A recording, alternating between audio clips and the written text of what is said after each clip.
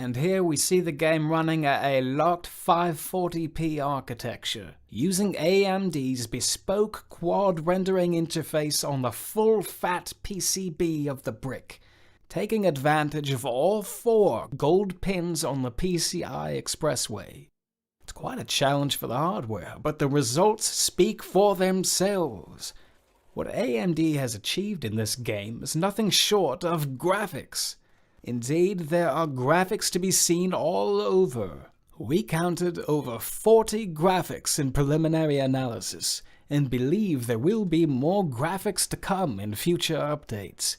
We're very excited to see how it turns out, but for the here and now, stay tuned to Digital Foundawee for more analysis. Right, today we're talking about Metroid Prime, Nintendo's ill-fated attempt to cash in on the success of the Halo franchise.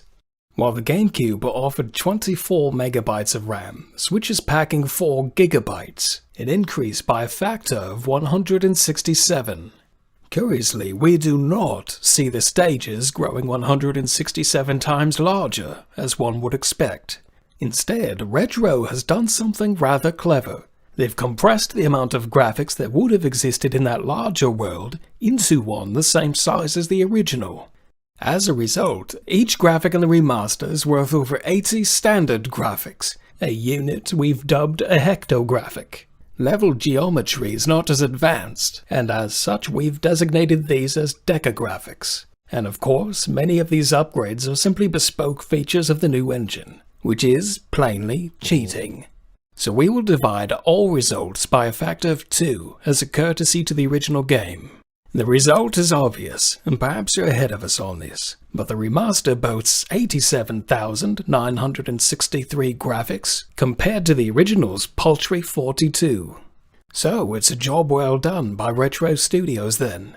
As always, thanks for watching, subscribe for more, and as for me, I'll be returning to my sensory deprivation plasma recharging chamber to enhance my ocular sensory augments and prepare for the next analysis challenge.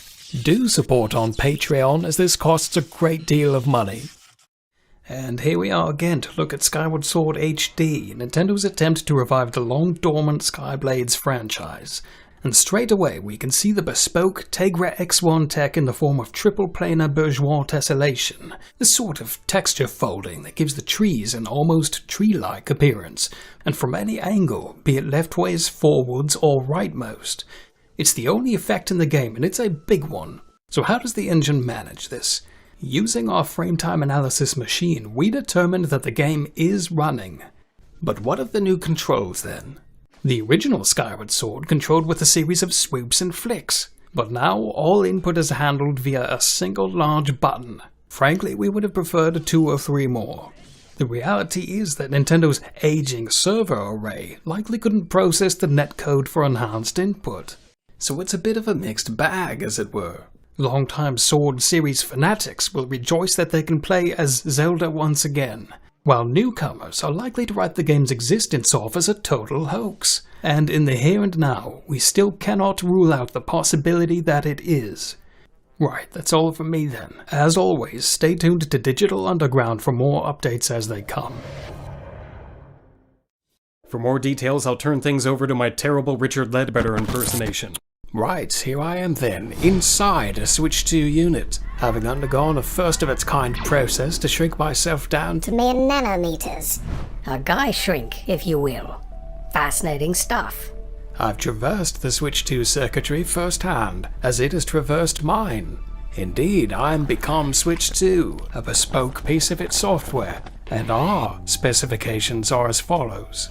The main chip, an Ampere generation Tegra, taped out 4 years ago, as I saw when hiking the die myself. So, quite dated, though I would stop short of calling the new hardware a flop, owing to my recent romantic entanglements with the unit. The manufacturing process is none other than Samsung's 8nm, originally introduced in 2017, the very year Switch itself was launched. Right, it appears the batteries are low.